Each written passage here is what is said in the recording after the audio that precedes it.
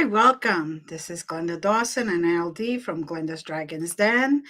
We are live on the Conscious Awakening Network on Roku TV, Apple TV, Amazon Fire TV, on YouTube, on Facebook, and so many other social medias and streaming platforms. Today we have a very special guest who has graciously accepted our invitation. He is the state director of the Michigan chapter of the Mutual UFO Network, or MUFON, since 2004. Welcome, Bill. How are you today? Thanks for having me on. I feel great. Thank you for being had.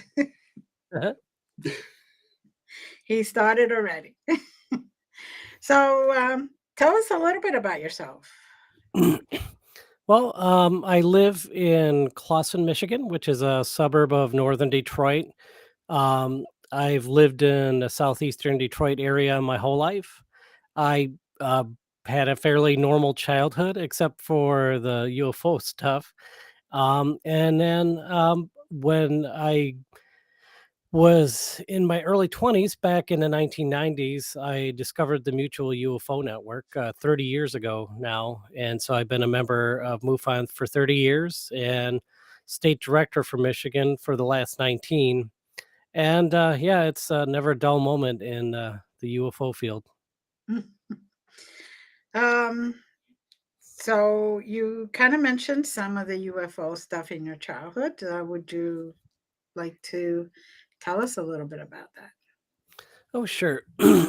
My very first memory in life, and I mean very first memory in life, is being age 2 in my crib at night.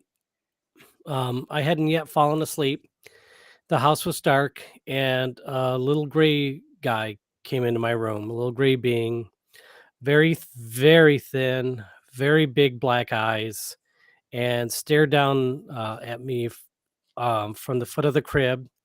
Was there for several moments. I called for my parents, and I screamed for my parents. And my mom, I remember, she just kept saying, "Go back to sleep, go back to sleep." I'm like, "I am not asleep." And after a moment, the thing stepped out of the room. I'm not sure where it went. Part of me assumed that it was going into one of my brother's rooms, older brothers.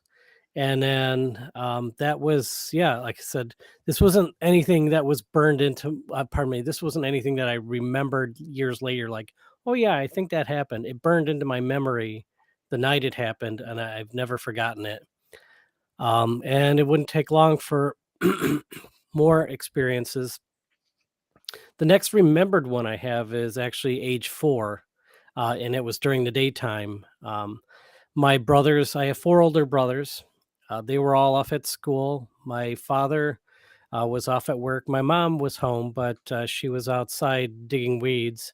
It was in the middle of the afternoon, and I was, while my mom was out there, I decided I was going to take a nap. And so I went to my room, and right when I laid on the bed, like the very instant, I was instantly paralyzed. And then it felt like somebody plucked me out of body, like almost like pulling a handkerchief out of a pocket. And there in the room with me were 3 little gray guys. And I, pardon me, I wasn't aware of what was going on with regards to the out of body state. But looking back, it was very clear what was going on. And they wanted to see how I operated in that form. They took me out into the hallway. I lived in a tri-level home, and my bedroom was on the top floor. And then they wanted me to see how I operated, and in that state, how much control I had. So they wanted me to float down the stairs to the room down below. And so the sort of telepathic message that I received was to lay on my stomach, which I didn't have a stomach, but I I understood the concept. Pardon me, a little scratch. So I floated down the stairs and landed in a sort of a falling leaf pattern in the room below. And when I looked around, the beings were there and they were very happy, very excited. Like, this is great. Look what you just did. And I'm like, yeah, I'm going to go tell my mom. And they're like, oh, no, no, no, no, that's okay. That's okay. You don't need to tell anybody. In fact, don't tell anybody. So I thought that was really strange. And then popped me back into my body. I got up. I looked around the house for them. I didn't see them. And so I thought, well, let me try that going down the stairs thing while I'm in this. Uh-oh. Yep. So I went up to the stairs, the top of the stairs, and crawled down the stairs face first. And it's not the same experience. Um, and so I didn't tell anybody for several years about that one. Um, ultimately, I did. Before jumping ahead to any further experiences, I'll mention that my oldest brothers, pardon me, my two oldest brothers have a high number of unusual encounters, both of them. And then the next two brothers, between them, zero, not a single one. Hmm. And which I think is really odd. So there was a rule in my house growing up that my brothers couldn't talk about what was going on with them around me. They didn't want to influence me, they didn't want to scare me. But should I come to them with what had happened to me, they could listen sympathetically and say, "Oh, okay, okay," and not treat me like I was crazy. So when I had my next experience, it was at age 7, the next remembered one, and I still have a scar on my arm from that experience. Hmm. I was laying in bed, and this black sort of void appeared over the top of my bed. Just opened up this circle, and this metallic rope thing sort of dropped down out of the ceiling, started whipping around erratically, giving off this sort of electric charge. And I felt my body vibrating. I was being charged up, I felt. And then I found myself in a very small room in some kind of structure. I assume flying saucer, but that's an assumption. And there were two gray guys in there with me, and the room had like like a black light effect. And I felt that because I believe they were conveying to me Mhm. that they needed to sort of cleanse me, or I needed to get in frequency, some sort of thing. They needed to uh, acclimate me to the next room where I would be headed. And so after a little bit, they let me into the next room. And these two grays were met by a third gray. And in the middle of the room was what appeared to be a bed. And I'm like, oh, they're going to want me to lay on the bed. But then instead of asking me to do that, they left the room. They took a door off to the left. And I thought, well, if you guys are going to the left, I'm going to go to the right. And so I went to a door on the right of the room, and then I found myself in a long, winding hallway. And so I just kept walking, and there were doors to my left. And I kept going until there was a door in front of me, and the door slid open, and there was some sort of what looked like a machine contraption inside, almost kind of reminded me of a furnace, almost like they would Mm, have a furnace on their UFO. But so I turned around and discovered that they had been following me this whole time. mm, They were kind of nonplussed. They were like, "Oh, let's see where he goes. See what happens." And then they ushered me into a room. Now that I was facing it the other direction, it was now on my right. And the 3 foot tall beings that escorted me in there brought me to a 5 foot tall being who looked essentially identical to them, but just a couple feet taller. And this being that was taller seemed to have a greater um, understanding of people. mhm, Kind of hard to say. Um, Even though the shorter grays were nice enough, I got this feeling that they weren't completely on the same level as us. Like there was something amiss. But the 5 foot one was able to communicate telepathically, mhm, but effectively. And I'm like, okay, good. Somebody I can sort of communicate with. And so he wanted me to sit in this chair, looked like a dentist chair, and I knew that I really didn't have much choice in the matter, and I sat in it. And as I sat in it, I felt magnetically attached to it, like I Hmm. was stuck to it. There were no harnesses. I just could not move from this chair. And then the being got close to my face and said, "Be really good, and you'll get to see the color blue." And I'm like, "Color blue?" Kids usually get suckers, right? Or stickers. Yeah, you get to see the color blue. I'm like, "Okay, these don't know kids very well." So, and then right at that moment, I felt a really sharp pain in my right arm, and I look over and there's a slice there across my arm. And I look down and I see it healing as I watch. It's healing up, it's scarring up immediately right when I look at it. And so I look back at the being as if to say, "What the heck did you just do?" And his face is right in mine, and its big black eyes suddenly, like a light is switched, turn a bright cerulean blue, and boom. And it was tranquilizing, it was mesmerizing. I was in this like beautiful stupor from these beautiful eyes that were just sending these waves of relaxation and whatever and numbness. And then I woke up the next morning, and first thing, of course, I look over and there's now a scar on my arm that wasn't there before. And later on that day in the afternoon, I'm in my backyard playing with my friend across the street. I'm 7 at the time, he's 6, and we're just basically climbing trees in my backyard. When this mist rolls into the backyard, it's kind of like smoke machine fog. It's not smoke, because I first I thought, "Oh my gosh, somebody's barbecue is out of control or whatever," but it was a very fine, very cool mist, and in that mist was a little gray guy. Pardon me so much. So, and and the being says to me telepathically, "Are you okay?" And I said, "Yeah, I'm fine." And then it seemed satisfied, and it continued walking with the cloud, big cloud around it. The being and the cloud rolled into the next door neighbor's yard, into the yard after that, and kept going. And my friend didn't see the little gray guy in the smoke, the fog, but to this day, he remembers when we were back there and the fog came through. He very Hmm. clearly remembers the fog, but he just didn't see the little guy inside of it. And then, my teen years, I had many, many experiences. In my 20s, a great deal of experiences. They seem to taper off for the most part after that, though not completely. Um, when I found MUFON in '93, I decided that I would look back with regression at some of the things that had happened to me before that.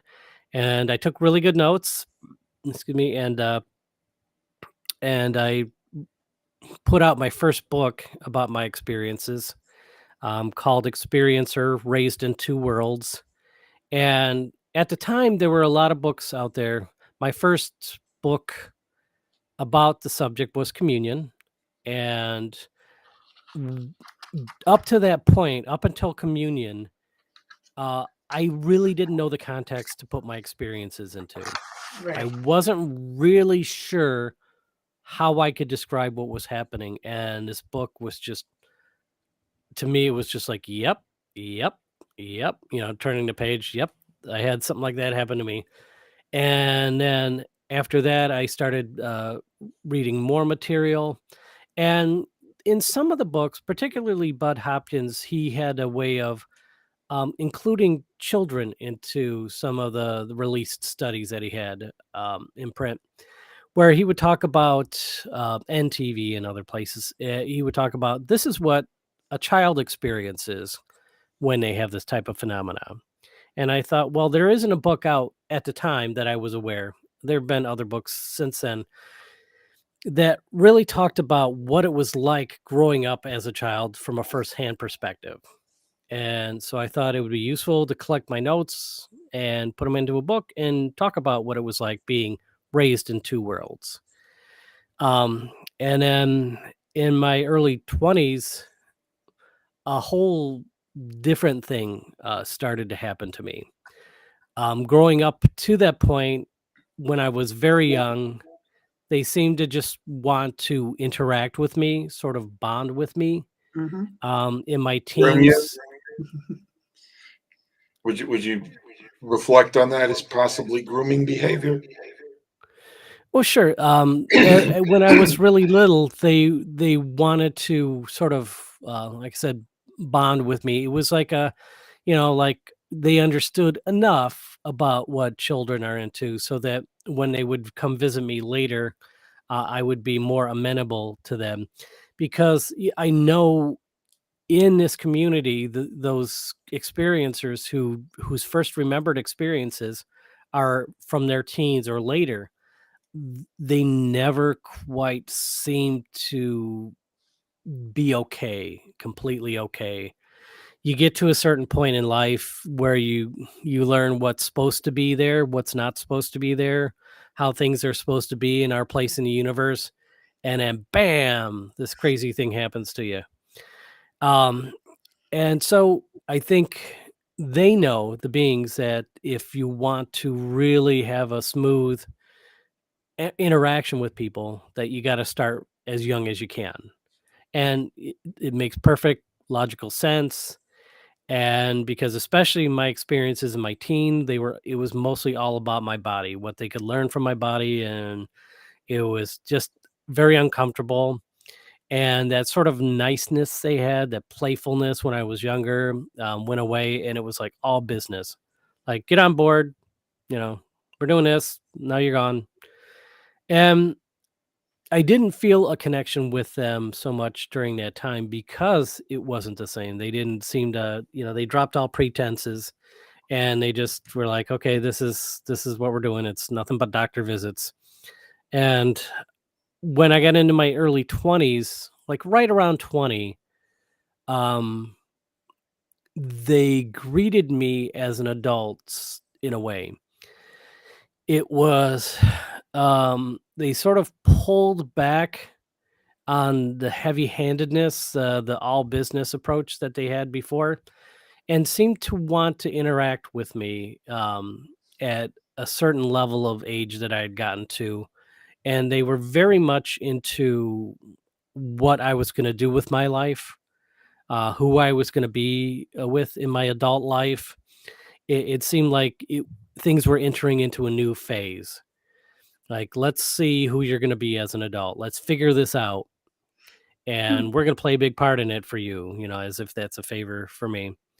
One very noteworthy encounter that I had, I think that really highlights this time of my life, as this was a phase of lots of dating. And um, when you have this type of experience and you're dating, at some point you have to tell the person you're dating that this is going on in your life. One, of course, just make sure they don't think you're crazy. But if you go too long, they're going to be part of an experience. Hmm. And So this one girl I'd been dating for about 2 months, I hadn't yet told her about the contact stuff, and this is back in 1995. Hmm. And we decided one day we were going to go hiking through this smaller park. I mean, big enough to hike, but local in the Detroit metro area, southeastern Michigan. And we spent a good time there during the day, and then we're like, oh, let's watch the sun go down. Oh, let's stargaze. And we had a blanket that we laid on a hill at the edge of the park, and we were very much alone. And as we were laying there in the blanket, it was May of 95, and the crickets weren't out, but the frogs were, and you could hear them in the background, and like little branches falling off trees and things like that. And then everything went silent, and then we could hear footsteps coming up the hill, Hmm. which spooked us. And we stood up, went to the center of the hill, looked around, didn't see anybody. And then she points up at the sky and she says, like, "Oh, look, it's the Big Dipper." And I respond, "Oh, that's the Little Dipper, actually. I know because I have an astronomy class I just finished taking, and we learned about that, and we started talking about the price of textbooks, and then things seemed to be okay. So we went and laid back down on the blanket, and the noises were there, and then all of a sudden, everything went quiet, and we heard footsteps walking up the hill. And, this is how I remember it, so I can only tell you it the way I remember it. I can't tell you that this is that this necessarily makes sense. I'm just telling you what I remember. Mhm. So, when that happened and we went to the center of the hill, I'm like, "Something strange about that." I didn't remember that we had just done it at that moment. We had heard the steps and went to the center of the hill. So then she says, "Oh, look, it's the Big Dipper." And I'm like, "Little Dipper," and then we talked about price of textbooks, and then, of course, we went back and laid on the blanket. A couple moments later, steps up the hill, we Mm. go to the center of the hill, and I'm like, I'm having this terrible sense of deja vu, and then she says, "Look, it's the Big Dipper," and then I'm like, "Oh my gosh, we're reliving the same moment again and Oh. again," and then time froze. We froze. We both completely froze, and we were standing facing each other. And yep, sure enough, three little gray guys come up the hill. They seem to be mostly ignoring me. They walked up and around her, and they're looking her up and down. And I could hear their telepathic banter, like, "No, not her. Mm-mm, no, she's no good. No, she's not the one. No, this one's not going to work for us. No." And then, and then they went down the hill, and then when they did, we could move again. We were unfrozen, and so we ran and grabbed our stuff and ran as fast as we could out the park. I bet you we ran very nearly a mile, well, half mile at least.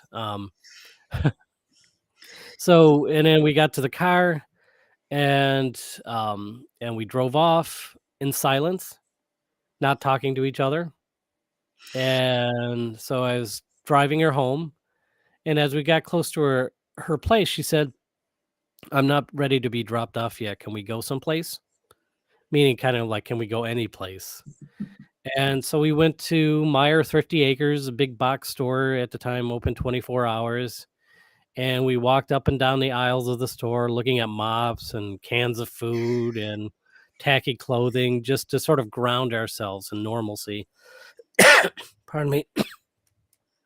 And then we eventually made our way into the pet department, and we sat there and watched the hamsters that were active because it was late and they were doing their thing.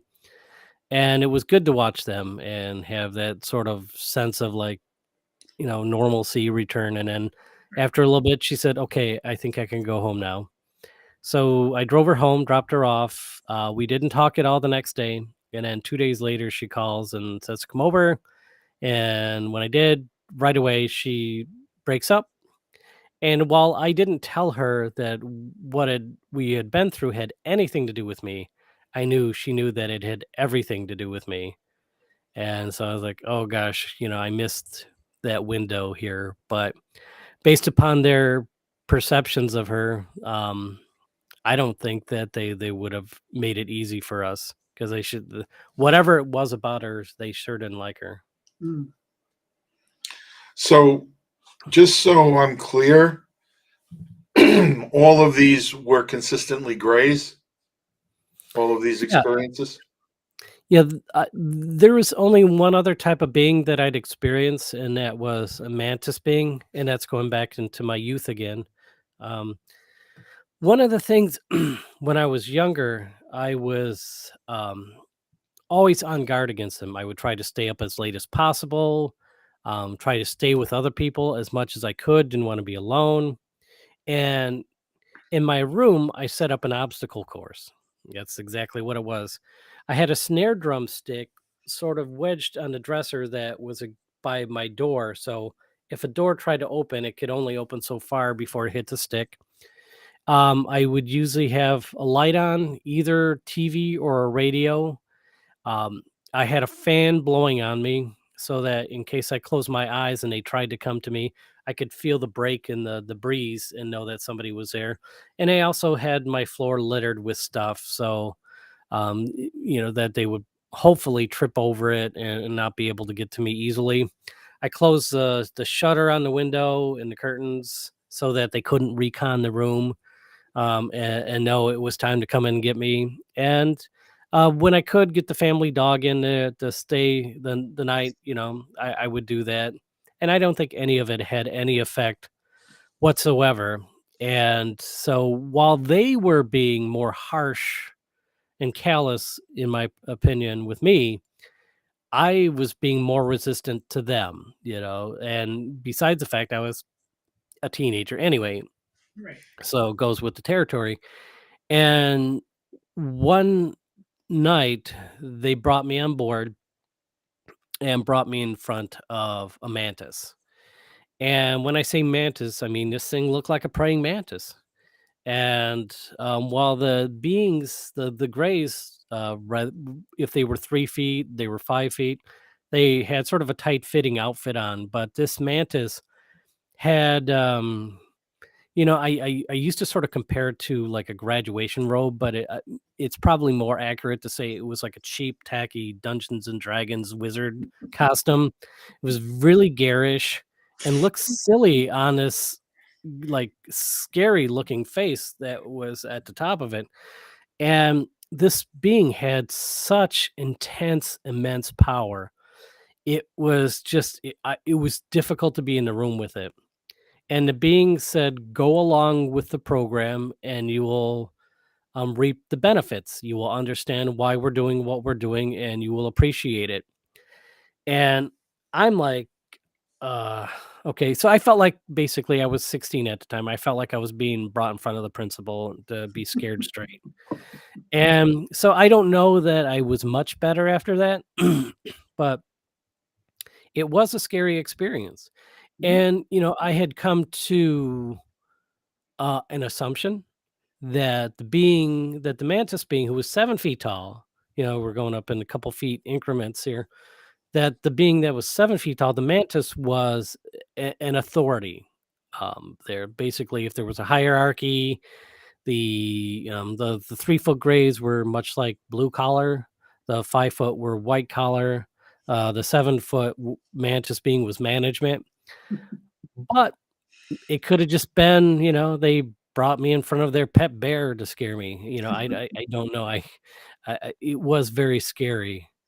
Um, and that was the last time that I had seen that.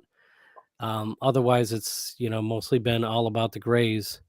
And then there's a period in my life, like the first half of my 20s, seemed they were very invasive in a social way, very much guiding me career wise, friend wise, relationship wise. And they kept poking and prodding me until they felt that they got the recipe right. And then they dropped back in a great degree. The My second book, Two Worlds Collide, is Experiencer 2, Two Worlds Collide, is about these two worlds, coming together, then them trying to make me into to who they wanted me to be. And part of that is I think they wanted me to talk about the things that had happened, and so I do. And that I was already a member of MUFON in the midst of that strange time. So I had besides my family, I had a network of other people that were there for support. And as I started to come out with some of these stories, they were very recent and very scary. But over the course of now 20 plus years, 30 years almost, telling these stories to other people within MUFON, it's very cathartic, very helpful to just tell these stories, get it off my chest. Had you asked me about the thing that happened on the Hill back in '95, a couple weeks after it happened, I don't know if I could do it. but after all these years, I continue to tell these stories and listen to other people's stories and try to keep an open dialogue going in the experiencer community to the best that my humble self can try to promote that and and try to keep going from there. I really think that the best thing for an experiencer is to talk to another experiencer. Mhm. Regression's fine if you get somebody that's good. A sympathetic ear is fine as well. And I really am of the belief that no two people's experiences are the same.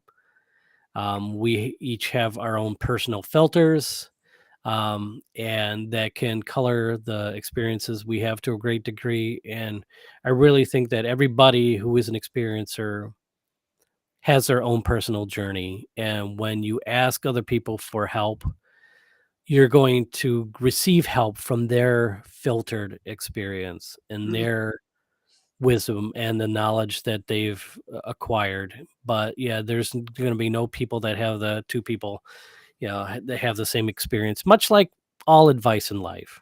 You ask Mhm. advice from some people, not so much from others. I ask advice about how to floss from my dentist, not my mechanic. You know, Yeah. a- and and so it's good to have that open communication, but it's also good to have an open mind, not be judgmental of other people's experiences Mhm. because they're not going to be the same. I've spoken with hundreds of other experiencers now by this point, and then you have to really understand that deeply that you're not going to find that other person like, yes, we check all the same boxes. You can get close, and that's really something, but this is a personal journey that everybody has to walk, and you really have to embrace the mystery. There are more questions than answers. Right. At least it's healing, I feel, if you do speak about it, because then you don't feel so alone and so isolated.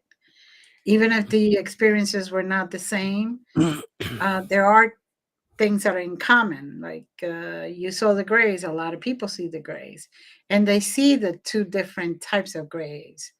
If I believe correctly, it was a friend of mine who actually saw one that was like 6 feet tall.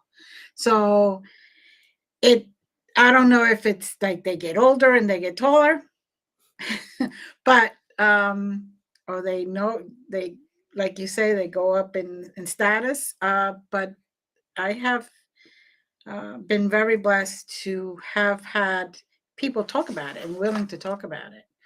Hmm. Um, and I feel that everyone that has had one of these experiences, or any one or many, the more you talk about it, the more healing you receive, and Hmm. more acknowledgement that you're not the only one, you're not going crazy, that you're just not out there all by yourself. And you are an experiencer. Yes, I am an experiencer. Bill, I got to ask you because as you're talking, it's going through my mind. The time frame you're in, it seems to me there was a movie that came out called Starship Troopers. Hmm. Are you familiar with it? Yep. Read the book, saw the movie.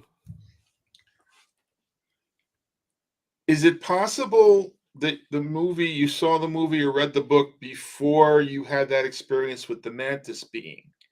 And could the gray have projected that image into you to get your attention? Yeah, sure, fair enough. What year did that movie come out? Because it feels like I was aware of the movie coming out, and that's when I read the book, and I was slightly dissatisfied with the movie because of that. Um, Obviously, the book came out a long time ago, 97. Okay, is when the movie was. So if I had my experience in 87, that would have predated that by Right. 10 years. And what's interesting too is shortly after that, when I got Strieber's communion, he not only talks about a very similar being, but he also calls it a mantis. Hmm. And that was one of the things that really floored me about his book, was that, I'm like, that is a chilling coincidence. And then from then on, I learned that it's fairly common. I have a sketch somewhere of my friend, late friend David Kaywood. He's like, "Oh yeah, this showed up at my house." I was like, "Holy cow, that's the mantis!" And he's like, "Yeah, that's what we call it, the mantis." And it's a common term for them, as common as I think calling the grays gray. Sometimes people will say, there's a weird sort of gray that kind of looks like a bug, but most of the time people refer to it as a mantis. Mhm. So it's common, and it's I think I have to add in too, when you talk about like the bugs from Starship Troopers, it's not like people pull things from the media and and I'm going to put on my MUFON hat here and the stuff that people report to us. It's not like people report like ET the extraterrestrial came to visit them, or a Klingon, or Chewbacca. There is a common form, Mhm. and you could say, well, Close Encounters was back in the 70s, but these sightings of these type of beings predate even that. I mean, the movie got it from what people were seeing, not the other way around. And sure enough, by the time you got to the 90s, these little alien faces were everywhere, to the exclusion of almost everything else. And so I feel blessed in a sense to have had these experiences prior to potential pollution from what's out there in the media, um, so that I know that they're parroting what I had in my experiences. I'm not pulling from what I'm seeing out there, and shoehorning it into my experiences. I I did. wasn't trying to assert in any Mm, way that you were doing that. I uh-huh. was thinking that perhaps they pulled that from you and used that possibly as a way to intimidate you. Oh yeah. Hmm. Because I'm a huge Joseph Campbell uh, fan, and him being the godfather of Star Wars and all the work he did uh, on the development of the aha moments in different parts of the world in ancient civilizations and how possibly that could have occurred. I wonder too if some of the people then writing this stuff didn't either have the experiences themselves or have the benefit of a Joseph Campbell to give them that background to create that image in Hollywood. It's always curious to me how this evolves. It just seems that maybe that's something the Greys do because they realize on this planet, the praying mantis, I love you, but I'm going to bite your head off when we're done. Uh, Yeah. so that would be, and it wouldn't surprise me at all if they can at least give you that projection that that's what you're looking at. If indeed, if that's not in fact what you're looking at, I'm open to all of that. So I just wanted to try and get the benefit of your experience as to because it does seem if I came in front of a 7 foot praying mantis, I first wish would be that I'm female, because the males don't fare too well. But you see where I'm going with this? Sure. Yeah. Yeah. Yeah. There's no. I mean, something that terrifying. The only knowledge you have of it is, again, that those little bits that you're aware of how brutal these little insects are, and Mhm. then to see that you're even smaller than them. Yeah, it's pretty chilling. Mhm. Now, were you able to, I know you said that your family was open to all that because your brothers did experience your two eldest brothers did experience. Uh, were you able to speak about that one particular experience? Or were you so traumatized that you kind of held onto it for a while? No, I didn't hold on to it. I actively communicated it to my family and the close friends I had at school that I knew were open to the subject. Right. Um, yeah, I found surprisingly that, knock on whatever, I never exceeded that safe zone. I never told the wrong person and had it come back to bite me. My family's obviously been empathetic, not just sympathetic. Mm-hmm. And everybody else in my life has been 110% supportive at work. People come up to me and say, I read your book, or they're like, oh, let me tell you about this UFO I saw. So I've been blessed by Mm. the ability to talk about it. And I'm always reminded when I speak to a new experiencer I haven't met before. They're like, I don't know who to talk about this with, and then I realize I'm like, oh gosh, that sort of liberty that I sometimes take for granted, just to open my mouth and start talking about it. A lot of people have to keep it closed up, and so yeah, I realize because I can speak about it, I probably should, and therefore I do. And it's good because you are blessed that you can do that. A lot of people find themselves a little hesitant because they don't know if they're going to be put away or Mhm. taken, Ah, And my disappeared. experience Hmm. in mental health is that I sort of served at the time I was on the boards uh, to open people up to the fact that this may not necessarily be all mental illness. And I actually sat down with one of our office personnel in Albany and gave her the opportunity to disclose to me if she wanted to do so, because I had a feeling that she had experienced and didn't have anyone to talk to about it.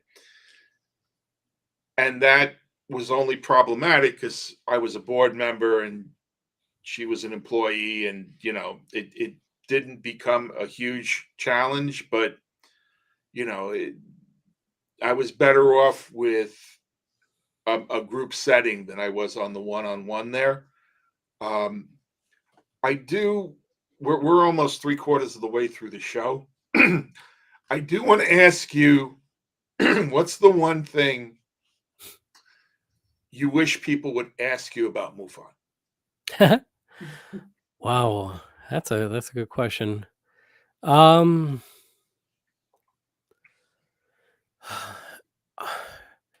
and it's not a question obviously I'm asked very often, uh, um, but I would say when you join an organization or group, you want to. It'd be nice to know what you're getting into. A lot of people join MUFON, and after they come to a meeting, after the first meeting, a lot of times it's like, I had no idea. I had no idea it was this good. I had no idea that the people were this weird. I had no idea that that this would be an open opportunity for me to just share with like-minded people. I had no idea, whatever. So I think one question that I always like to be asked is, because I have a lot of people that say, hey, guess what? I joined the international organization. I bought the field investigator manual. I'm going to take the test. And, I'm like, okay, maybe you should have a moment to acquaint yourself with our culture. So I think the question, I guess, would be best phrased is like, what is the MUFON community like? And we're a very open-minded group. Um, People always have opinions. So you'll always hear MUFON is this, MUFON is that. MUFON is good, MUFON is bad, MUFON is whatever. And we're an all volunteer army. We're 5,000 plus members in over 40 countries, and we all bring ourselves with us. And there are within the organization some very nuts and bolts people that seem to be um, very constrictive in their views. There are some people that are so open minded, you could tell them anything, and they're like, oh, yeah, sounds good. And people who've had experiences at a very deep level, at a marginal level, people that know that they're just curious and are going to hang around for just a short while, and people are like, I found my home. I mean, we're all sorts of things. So it's kind of a pet peeve of mine when people say, oh, MUFON is this, or like Mm. MUFON is that. I'm like, yeah, I mean, we're a group of people, we're a group of 5,000 people. We're everything, Right. we're all kinds of people. And we have an interest in UFOs, and that interest in UFOs can vary. Some people are just interested in lights in the sky. Some people are just interested in contact experiences. And when you come in to this culture of MUFON, I really stress, when you come to that first meeting, you bring yourself into this culture, and your point of view is as valid as anybody else's. Mhm. And if you don't like something about MUFON, change it, work to change it, become involved. If you see improvements to be made, um, don't think, oh, that person should improve MUFON. I have these issues with MUFON. We don't meet enough.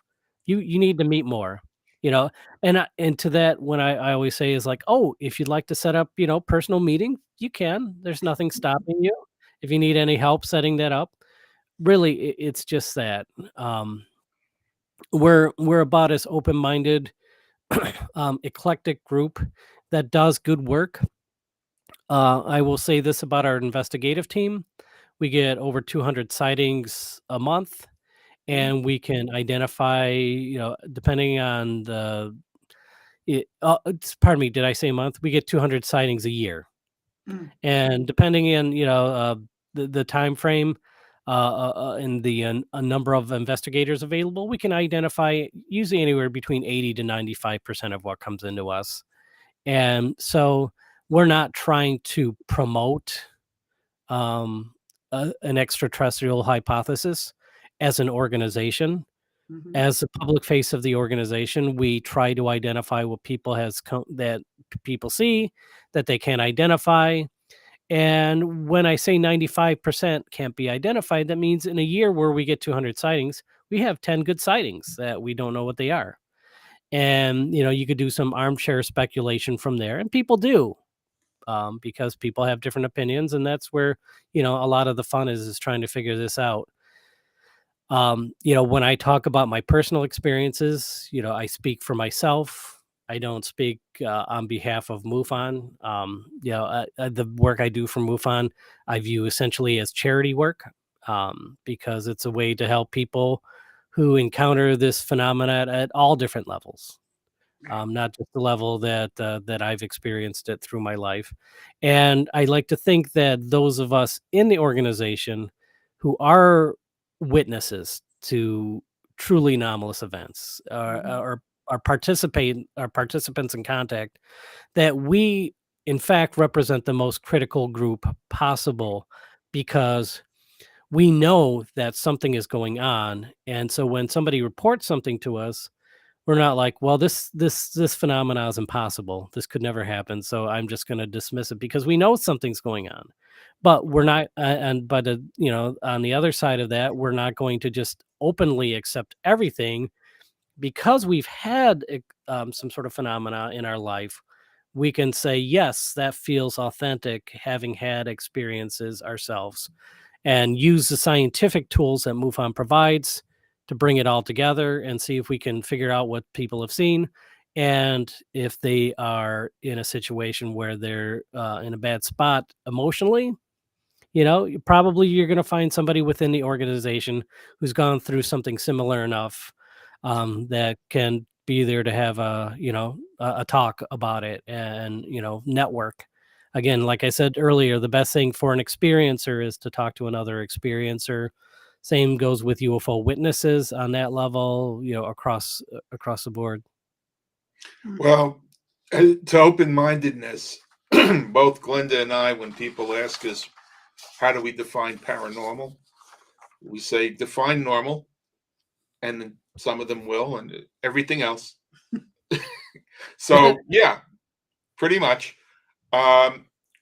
Now, why you? Well, it's why me having the contact experience. Mhm.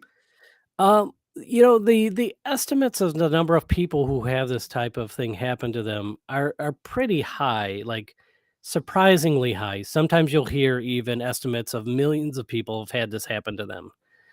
Um, I can't, by extrapolating the number of people who have reported it versus a certain populations, whatever. And I'm not prepared to necessarily go out that far on a limb, but clearly, pardon me, clearly many, many thousands of people have had this happen to them. And so when you look at that big of a pool of individuals, I just happen to fall into that minority. Um, I don't think I'm, a special flower by any stretch. Um, the thing that makes me unique in this space is that I can talk about it, and the what's happened to me has fascinated me so much that I can't drop it. I always say, like, there's two big questions on Earth, right? What happens after we die, and are we alone in the universe? Why not spend your time looking into one of those? I mean, 'cause it's one of the big questions. What better way to spend your time? And so, like I said, I don't think I'm special. It runs on my mom's side of the family. I will say that. So I think that's how I got it, how I caught it. Mhm. Um, but so many people have had this happen. I think that's the real thing that people need to realize is that a lot more people have this happening than they think. Mhm. Well, the reason why I went there, and again, you mentioned that you have two brothers who are experiencers out of five, uh, Yeah. and so the why you wasn't to say that you're the only one, but out of a percentage of the global population, would it be fair to say maybe 10% are experiencers, or do you think it's higher? Or Hmm. I'm always leery to buy into any sort of excuse me, so estimates of the phenomena. One of Mhm, the issues is that depending on the types of phenomena somebody's encountered, it could be interpreted as spirit, mhm, you know, maybe even cryptid, and could be construed as extraterrestrial.